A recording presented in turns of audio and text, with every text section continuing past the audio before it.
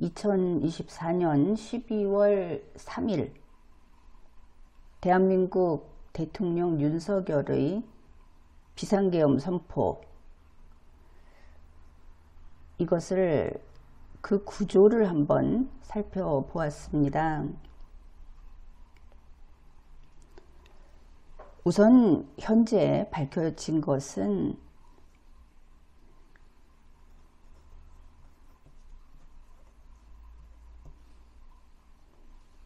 12월 3일 밤 10시 넘어서 10시 23분 이때 비상계엄 선포를 했다. 이렇게 이제 확인된 사실이죠. 그런데 그 이후에 많은 증언과 제시된 문건이라든지 기록, 자료들, 이런 정보를 통해서 이번 사건은 이러한 비상계엄, 윤석열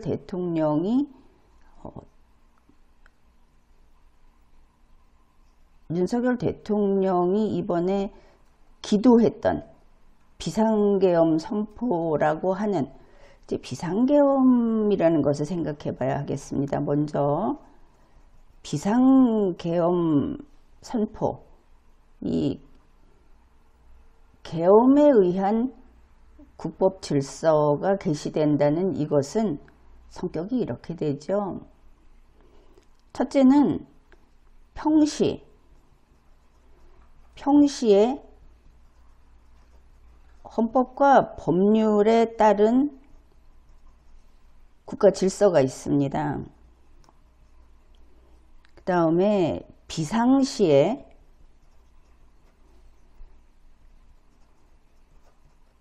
헌법과 비상법률에 따른 질서가 있습니다.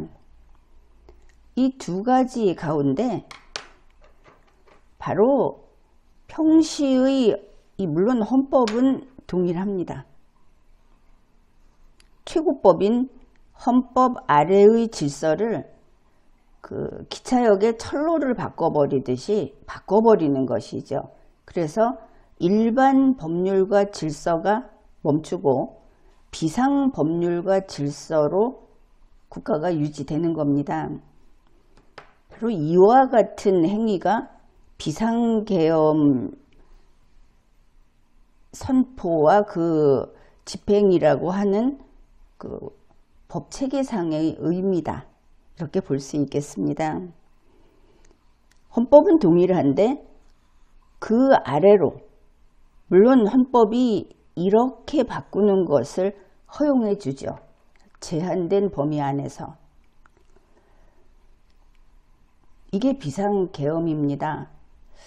그러니까 윤석열 대통령은 평시의 대한민국 법질서를 뛰어넘는 비상시의 법질서를 가지고 국정을 운영하려고 했다, 이렇게 볼 수 있을 겁니다. 이게 이런 상황이다. 이 의미를 분명하게 이해하는 것은 현재의 우리 정국을 이해하는데 대단히 중요합니다. 그 중에서 이 비상계엄을 통해서 요인 체포를 한다, 한 그 부분을 가지고 또 이 성격을 한번 살펴봐야 하겠습니다. 막 돌아다니는 말로는 이러한 사람들 저거 잡아 넣어라,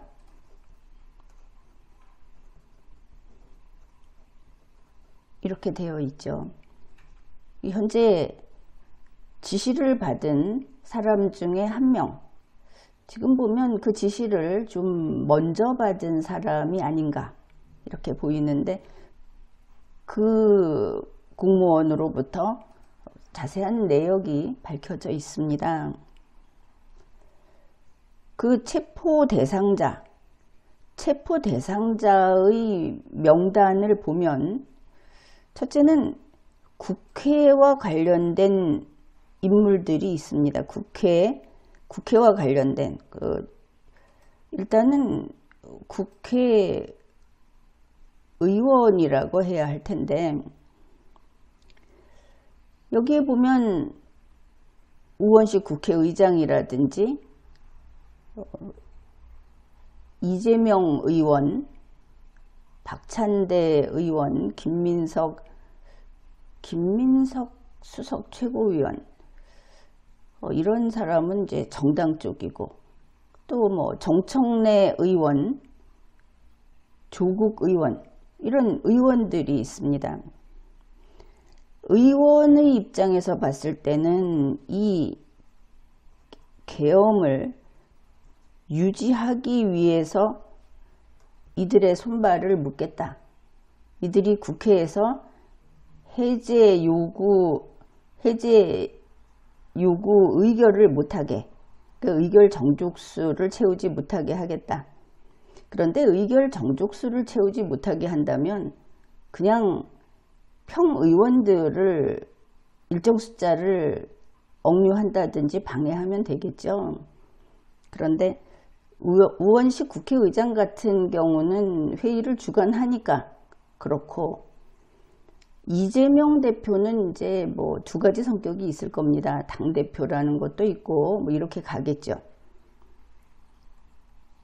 그래서 일단 그것은 나중에 보고 계엄을 유지하기 위해서 그 정족수를 채우지 못하게 하자. 이게 가장 먼저 생각할 수 있는 것이고, 그 다음에는 정당을 멈춰 세우자. 여기에 또 조국혁신당의 경우에는 거기도 똑같이 돼 있습니다. 어쨌든 뭐 1차, 2차에 거쳐서 하겠다고 하니까 우선 먼저 나온 게 이 정도인데, 여기에 좀 국민들이 의아해하는 이름들이 등장하죠. 하여튼 여기에 계엄 유지가 아닌 나머지, 도대체 왜 이들이 들어갔을까? 생각해 볼 수 있는 것은 많습니다. 유튜버 김어준 씨 같은 경우에 아주 몸값이 올랐죠. 여기 들어가는 바람에. 그런데 이 사람이 독서를 하는, 가짜뉴스를 퍼뜨리는 사람이어서 여기에 들어갔다고 보기에는 석연치 않은 면이 있습니다. 혹시 제2의 이명수 기자 같은 면이 있었던 것인가? 아니면 그 이전에, 대통령이 되기 전에 친문으로서 있었다고 하는 그때 어떤 연결고리가 있는 것인가? 더 과거로 무슨 인연이 다 있는 것인가? 뭐 이런 생각을 할 수 있고, 같은 의미에서 권순일 전 대법관 같은 경우는 대장동 사건, 이것을 가장 먼저 떠올리죠. 김명수 전 대법원장은 전 아닙니까? 전직? 그렇다면 뭔가 역시 이렇게 중요한 과거의 어떤 인연이 있어서 들어간 것인가? 이런 생각들을 해볼 수 있습니다. 그래서 이 체포 대상자 명단을 가지고 분석을 해보는 게 의미가 있는 이유가 바로 이런 것이죠. 지금 우리는 그들이 어떤 관계가 있는가가 아니고, 이 체포 대상자를 어떤 식으로 체포하려고 했는가를 가지고 이번 윤석열 대통령의 거사,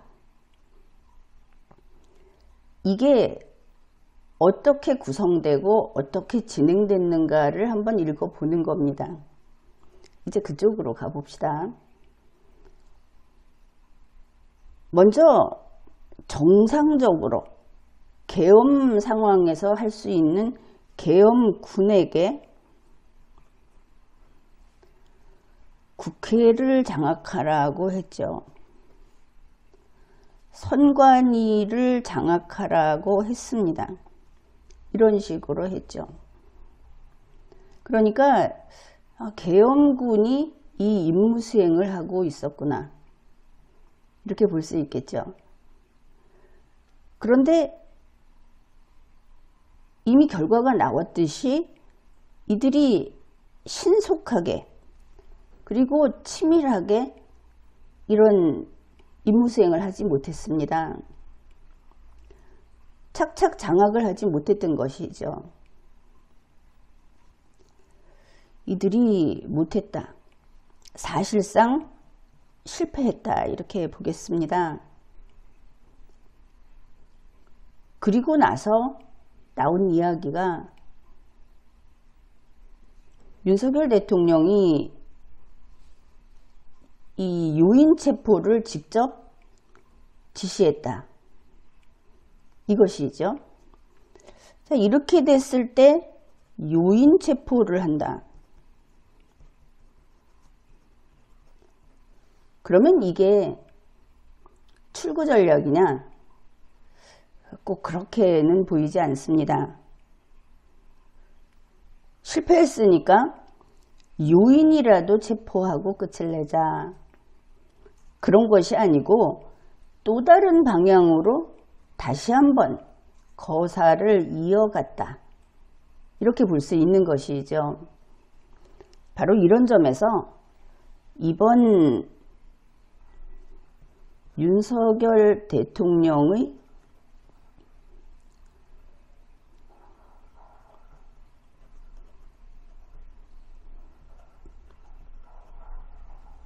계엄내란이라고 하는 것은 1차,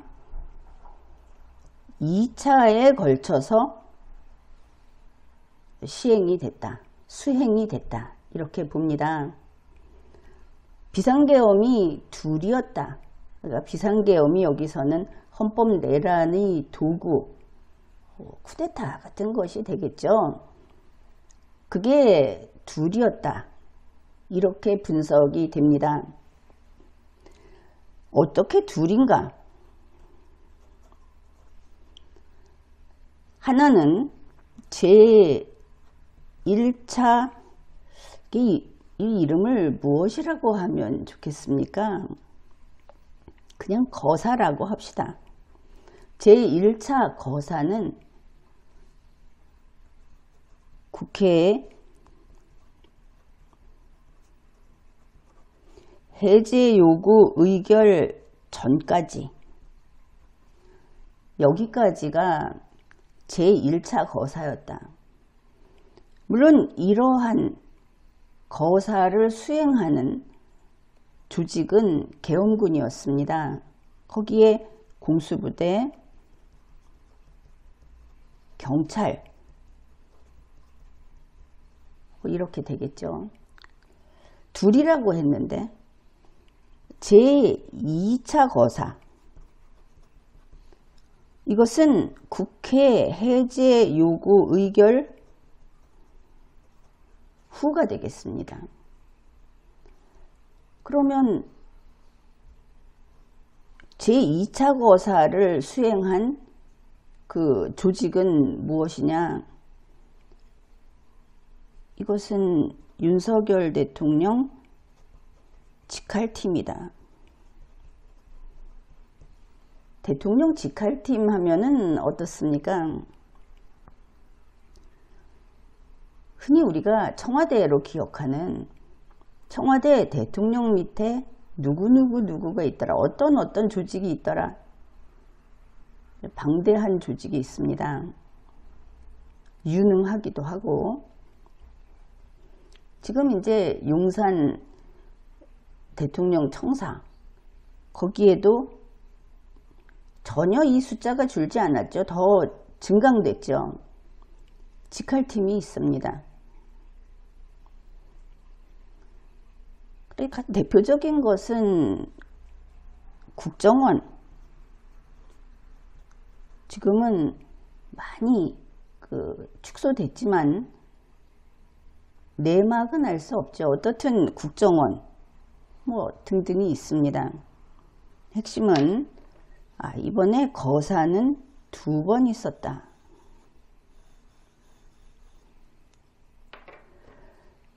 국회 해제 요구 의결 후에 2차 거사가 속행됐다.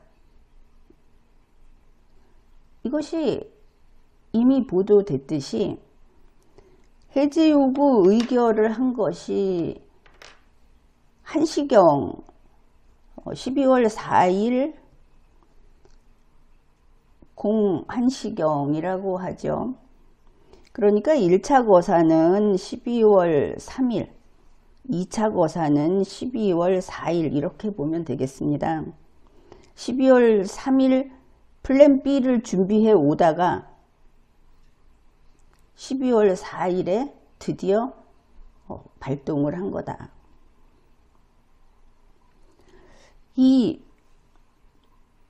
아마도 01시 무렵에 바로 시작이 됐을 것이고 그 직전부터 이미 시작이 됐을 수 있고 그 다음에 이게 종료된 것이 4시 반경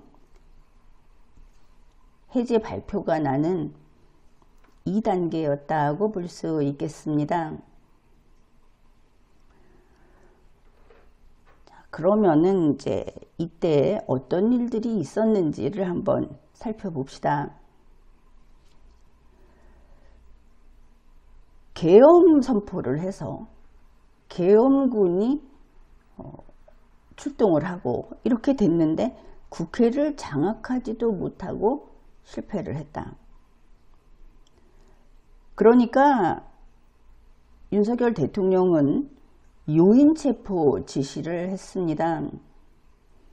그런데 이 요인 체포 지시를 하면서 현행법을 정면으로 부정을 하면서 국정원에 전화를 한 다음에 대공수사권을 주겠다. 이 명단을 불러주면서 이 사람들을 체포하라, 잡아들여라.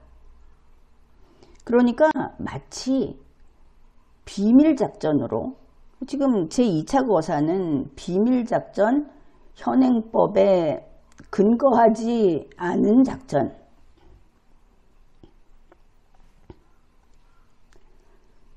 뭐 그런 것이라고 할 수 있겠죠.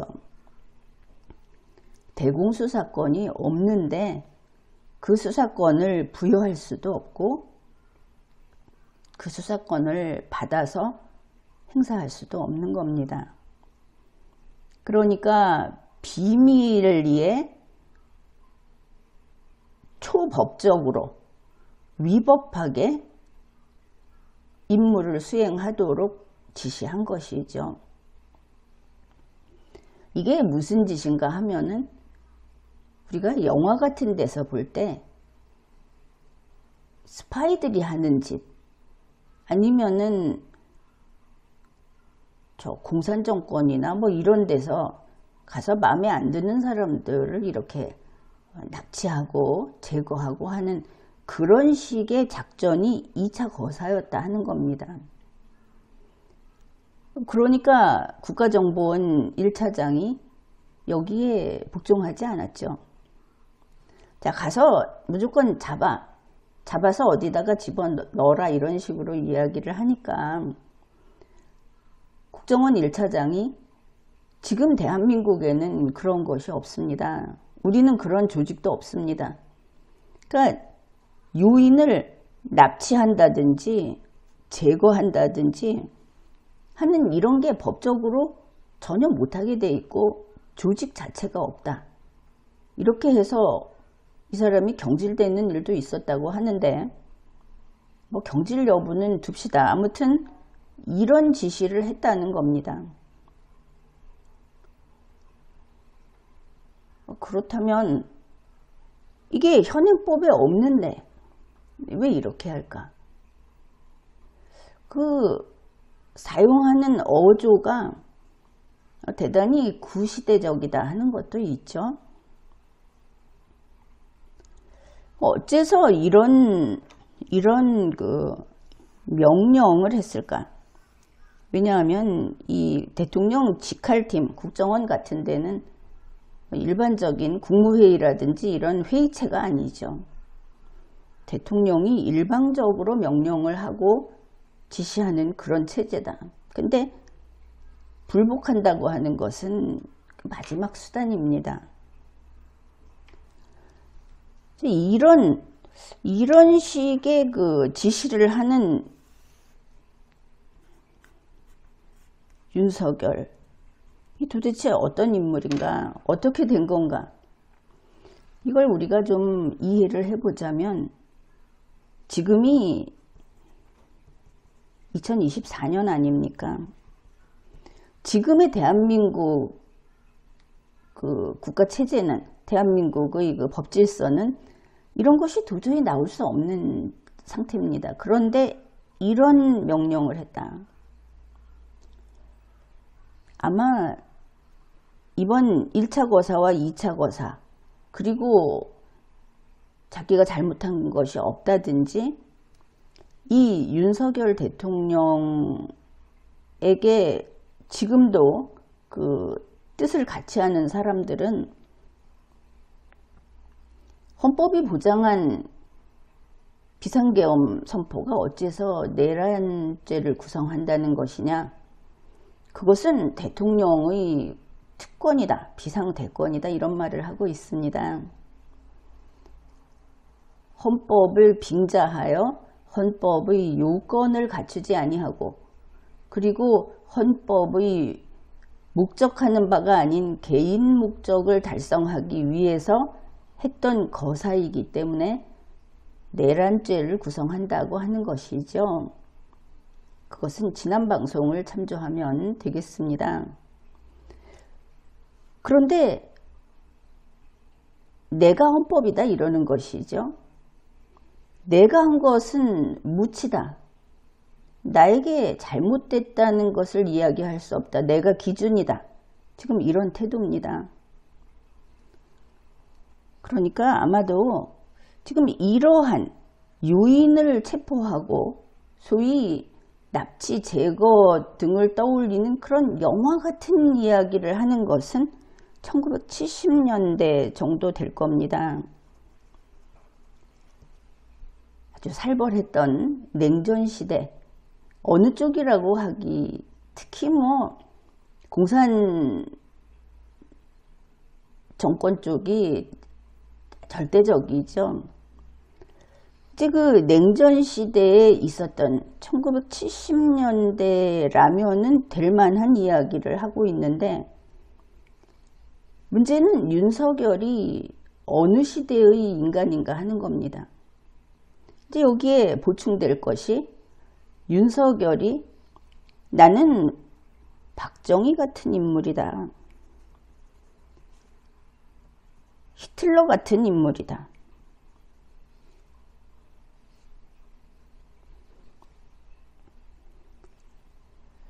이런 생각을 하고 있었다고 한다면은 이게 합치가 됩니다. 이런 생각을 하면서 70년대의 그 머릿속이 70년대로 채워져 있다고 한다면은 지금과 같은 2차 거사를 저지를 수 있는 것이죠. 그런데 참 의문인 것은 1970년대라고 하면은 윤석열이 아직 그 어른이 되기 전입니다. 애가 뭘 그걸 가지고 그렇게 하겠느냐. 뭐 남다르게 머리가 삐딱했다면 모르겠지만, 그러나 상식적으로 생각했을 때 바로 이런 시대 하면은 어떤 시대냐면은 이종찬 씨 정도, 이런 사람의 시대라고 볼 수 있겠다. 바로 이런 시대의 인물, 이 이종찬 씨가 자꾸 윤석열 대통령을 전두환 전 대통령하고 대비시키곤 하는데 지금 벌어지는 일들을 보면 그렇지 않죠. 아마도 전두환 시대라고 이야기하는 그 과거의 사고방식은 이종찬 시대의 사고방식이라는 것이 보다 사실에 가까울 것으로 보입니다. 이종찬 씨는 바로 지난해만 해도 바로 올해도 그렇고 이 광복절을 버리고 통일을 추구했다. 이러니 또 그 밑에 손발로 앞에 나섰던 권영세 씨를 이야기 안 할 수 없는데 광복절을 버리고 통일을 이야기했다 하는 인물로 이 사람이 부각되어 있고 더구나 이종찬 씨는 윤석열 대통령의 멘토입니다. 다들 기억할 겁니다. 윤석열 대통령이 대선 나간다, 정치한다 할 때 이종찬 씨하고 연희동 가서 뭐 이러고 저러고 신촌에서 어떻고 뭐 연일 방송이 그걸 보여줬죠. 그 다음에 이제 이 통일을 주장했던 그것도 아주 빠른 시일에 이런 주장을 했던 인물로 화제가 됐습니다. 통일을 이야기했던 또 한 인물은 천공도사라고 하는 특이한 사람이 있죠. 천공은 정말 팥하고 통일이 일어날 것이다. 이런 이야기를 했습니다. 이런 사람들의 사고방식하고 참 잘 맞는 그런 2차 거사라는 것입니다. 그래, 이 한시경의 계엄 해제 요구 의결이 됐는데 4시 반이 될 때까지 끌었다. 그러니까 이동안 망설였다고 생각을 하는데 그동안에 아주 분주하게 그리고 어떻게 보면 아주 위험한 일들이 벌어진 것을 우리가 추측할 수 있습니다. 대통령 직할팀이 직접 움직이기 시작했다. 그러면 1차 거사를 계엄군이 이 정식으로 무력을 행사할 수 있는 조직이 활동을 했는데 이들이 뭐 대기 중이었는지 뭐였는지 모르겠지만 2차 거사를 대통령 직할팀은 과연 누구를 가지고 했을까? 뭐 녹화를 해놨다고 그래도 해놓고 밖에 내보이기 전까지는 2차 거사를 계속할 수 있으니까 이게 이제 한 3시간 좀 더 되는 시간이죠. 그동안에 누구를 가지고 이렇게 하려고 했을까? 이거를 좀 재미있게 그냥 실없이 한번 상상을 해봅시다. 대통령 직할팀이니까 윤석열 대통령이 가장 중요하게 여기는 직할팀은 경호처죠. 얼마나 중요하면 경호처장을 국방까지 맡기겠습니까? 윤석열 대통령은 나를 지키는 것이 나라를 지키는 것이다 이렇게 생각을 했던 것이 아닐까. 다시 말해서 짐이 곧 국가다 이런 게 아닐까. 그렇게 생각해 볼 수 있죠. 경호처는 막강경호처 이렇게 봐야 하겠습니다. 그렇지 않아도 경호처에서 특별한 훈련도 했고 또 그 인력도 대폭 늘렸죠. 그 실력이 보강된 경호처 이게 2차 거사의 비밀 계엄군 역할을 했을 것이다. 이게 그냥 상상하는 겁니다. 두 번째로는 이게 뉴스 나온 것이 법무부가 회의를 했다고 했죠. 이 법무부 회의 과정에서 거기에서 나는 여기에 같이 갈 수 없다 해서 스스로 나온 사람이 있습니다. 언론 인터뷰도 했습니다. 그래, 법무부에서 그러면은 이 시간에 했으니까 2차 거사에 가담했을 수 있다. 그럼 법무부에서 동원할 수 있는 또 우수한 그 계엄군 같은 그 파워 있는 조직은 무엇인가? 법무부에는 교정직이 있지 않느냐. 또 여기에 뉴스가 있죠. 구치소에도 뭐 협력을 구했다 이런 뉴스도 본 듯하고. 이 교정직 사람들 무섭습니다.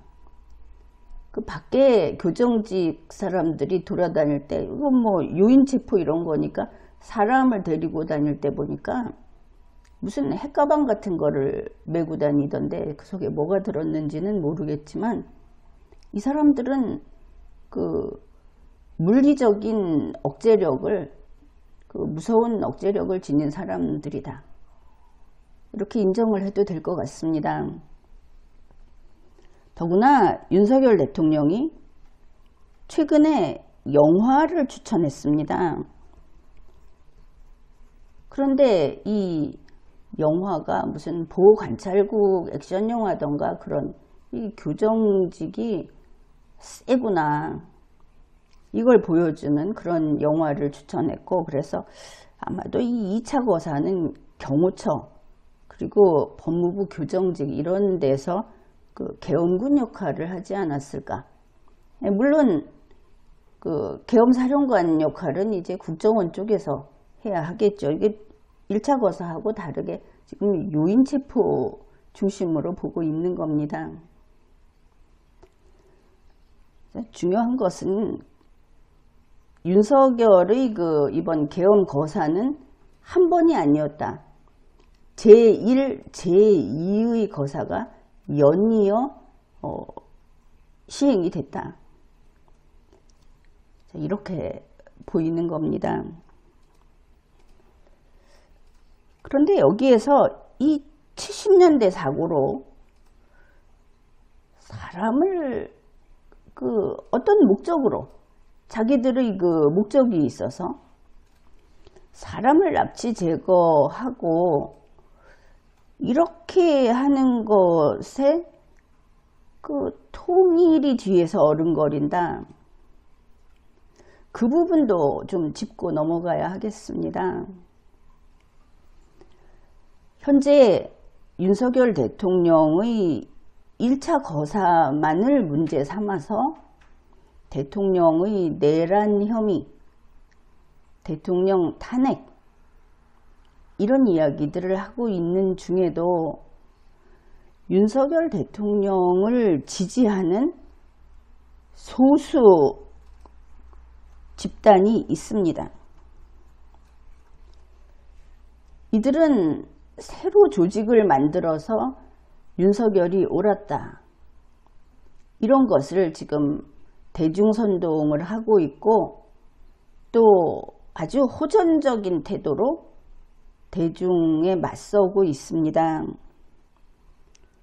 대충 여론조사 기준으로 봤을 때 윤석열이 괜찮다고 하는 16% 범위 안에 있는 소수가 그들이 되겠죠.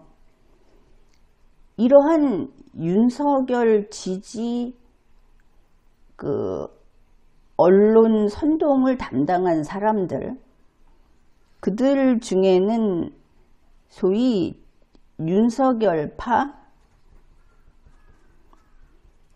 아스팔트 유튜버들이 있습니다. 이들이 하는 말을 귀담아 들으면 다소 묘한 데가 있습니다.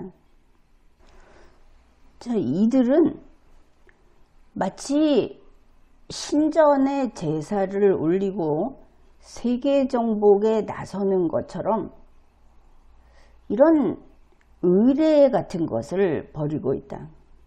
물론 원래 진행되고 있던 것일 수도 있지만 한 가지 눈에 띄는 것은 박정희라는 겁니다. 윤석열을 박정희, 그 안에 김건희를 유경수, 그래서 때때로 김건희 여사가 유경수보다 낫다 이런 이야기를 하거나 윤석열이 현세의 박정희다 이런 이야기를 듣곤 했습니다. 근래에 박정희 띄우기를 하고 있다. 이것이 지역에서 하고 있는 것은 기존의 것인데 그것을 갑자기 호화롭게 업그레이드 시키는 것이죠. 예를 들어 지방에 박정희 동상 세우기를 하는데 거기에 박근혜와 윤석열의 화환이 딱 걸려 있습니다. 박정희 전 대통령의 딸 박근혜, 전직 대통령 박근혜가 아니라, 그리고 뭐 현세불 이렇게 말하듯이 지금 이 시대에 세상에 나타난 박정희인 윤석열, 이 추앙하는 사람들은 이런 소리들을 합니다. 그리고 이 윤석열을 지금도 윤석열이 옳다고 하는 아스팔트 유튜버들이, 자, 다시 한번 생각을 해 보십시오. 70년대 통일, 박정희, 윤석열의 거사, 박정희 대통령이 그 말기에 통일을 추진했습니다. 그런데 그것이 유화책을 곁들인 무력 통일을 시도했을 수도 있고, 그렇죠. 상황이 나쁘긴 나빴지만 지금 이 요소들을 가지고 잘 생각을 해보자. 이 아스팔트 유튜버들의 이야기 중에 아주 특이한 것이 있습니다. 이번 계엄만 성공했으면, 계엄이 성공되면은 윤석열 대통령의 모든 어려움을 극복하고 쫓겨나지 않고 김건희 여사가 감옥에 안 가고, 이게 아닙니다. 이번 계엄만 성공했으면 자유통일이 됐을 텐데, 이런 말을 하는 겁니다. 하긴 자유통일당 이런 정당명도 있었죠. 지금도 있습니까? 아무튼 이렇게 계엄이 성공했으면 자유통일이 됐을 텐데, 그러면서 윤석열을 구국의 영웅이라고 합니다. 그런데 구국의 영웅은 지금까지 종래 보수 집단에서 박정희 대통령을 가리키는 별명이었습니다. 칭송의 말이었죠. 그런데 이것을 윤석열 대통령에게 붙이고 있다. 도대체 1차, 2차 거사와 실패할 수 있을지도 모른다는 단 1%의 우려도 없이 그냥 직진을 해버린 윤석열 대통령, 무엇인가? 도대체 무슨 일이 지금 진행되고 있는 것인가? 이들이 자금이 있으니까 지금 저렇게 조직을 새로 만들고 대중선동을 하고 활동을 하고 이러는 것이겠죠. 그러니 여기에서 아직 끝나지 않았다.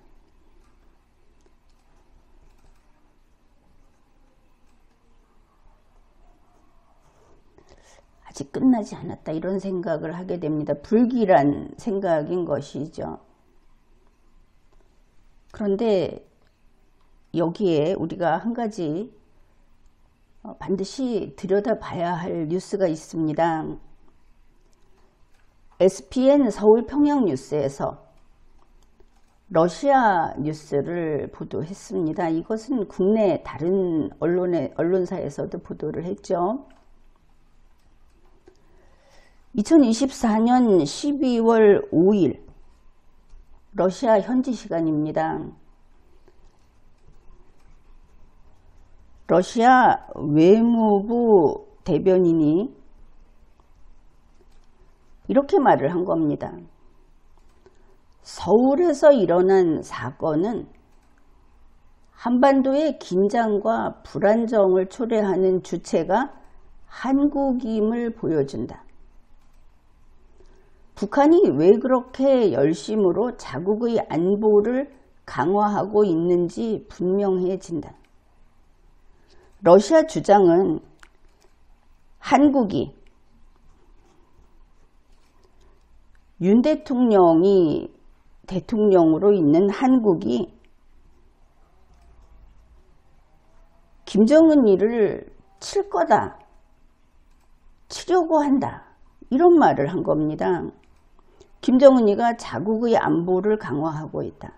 아마 여러분도 우리나라 외교부에서 무슨 쓸데없는 터무니없는 이야기냐라고 했다는 뉴스는 봤을 겁니다. 그런데 러시아 외무부 대변인이 이렇게 이야기하는 것은 그들의 사실 인식일 수도 있고 음모를 펴기 위한 빌미를 만드는 것일 수도 있습니다. 어쨌든 우리로서는 위험한 것이죠. 그뿐 아니라 12월 5일, 12월 4일 이미 미국에서는 아주 작은 목소리지만 전쟁이 날지도 모른다. 또 국내에 있는 대한민국에 있는 미국인들에 대해서 마치 우리가 생각할 때는 저 광화문에서 하는 어느 쪽이 됐든 대규모 시위 같은 것은 하지 말아야 된다고 생각을 하죠. 이미 이런 일이 벌어졌을 때 우리는 피해를 최소화하기 위해서 한시바삐 질서를 회복해야 한다. 대한민국은 전 세계와 연결이 돼서 같이 숨쉬는 국가입니다.